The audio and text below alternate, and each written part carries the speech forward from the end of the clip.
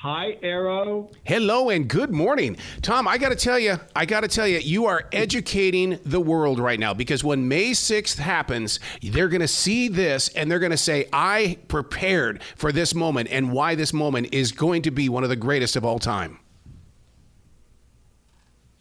It is a bit, it's once, you could say it's once in a generation, but I think it's been like at least 3 going on 4 generations that that this has occurred. It's a big deal, that's for sure.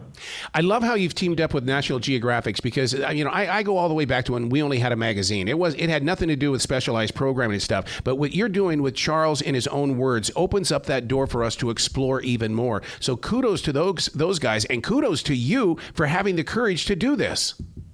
Well, thank you. Yeah, it's a lot of work. We do it in a very unique style, this type of show where there's no narrator and there are no modern day interviews. We only use the archive from the past and current archive as well to tell the story. It's highly immersive for the viewer. I often joke that the audience is waiting for the narrator to show up and save them, and the narrator never arrives. So it draws you in a way that perhaps other documentaries don't. Let me ask you this question, Tom. Is it like a talking picture book, a book that's near the sofa, and all of a sudden these pictures are talking?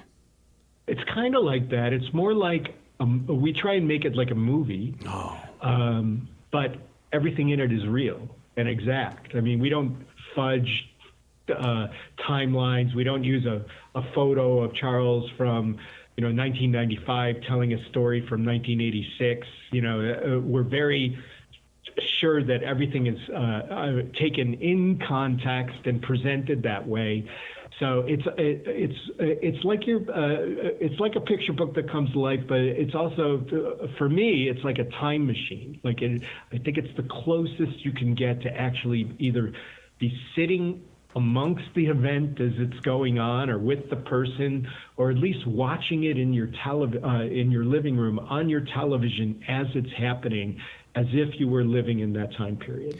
I've been blessed to have many conversations with those that are really super close to the royal family. And usually when it comes to the journalists and to the filmmakers and things, they've had to have that relationship with that family. Tom, are you one of them in the way that this has been long time coming? No one has called me from the royal family. Wow. And if they have, I missed their call.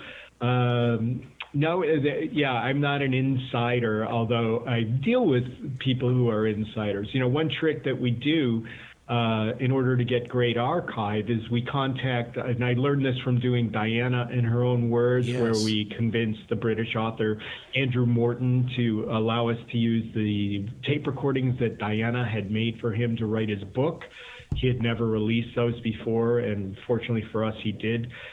From that experience, there's many in our film, the Charles film. There are people who were private secretaries to Queen Elizabeth, for example, from decades ago, and they're no longer living, but they were interviewed by book authors, for example.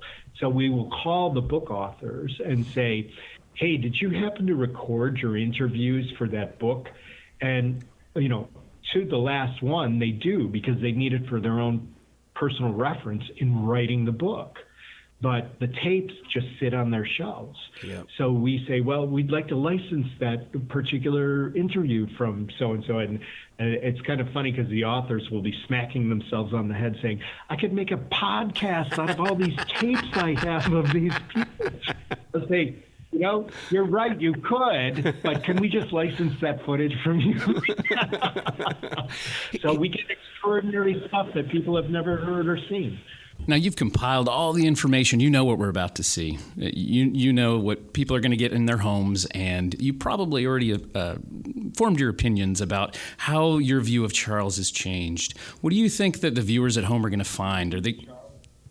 Correct. Yeah. Are you going to find that they're more endearing to him? Are they going to see things that we've never seen before? How is their perception going to change? Definitely.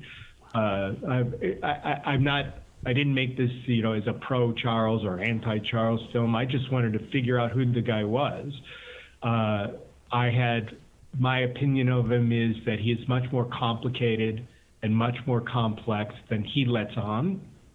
I think he's charming. I didn't know how funny he was. We found all kinds of college skits, footage from Cambridge that makes him, it'll surprise the heck out of people how actually really funny he can be. But what my opinion of him is that he plays a long game like probably no one else I've ever studied for a documentary film.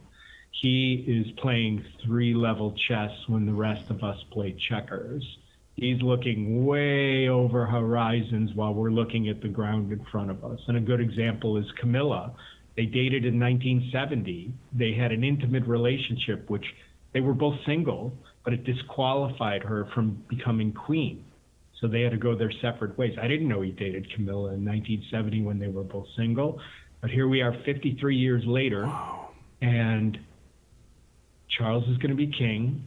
He's married to Camilla, and she's going to be queen. He got exactly what he wanted.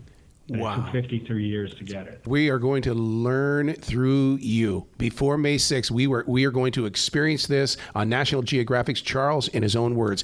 Once again, thank you so much, Tom, for sharing this with us, because it's just a work of art, dude. Thank you, Era. I really appreciate it. Thank you. Be brilliant today, okay, sir? You too. Thanks. Thanks so much.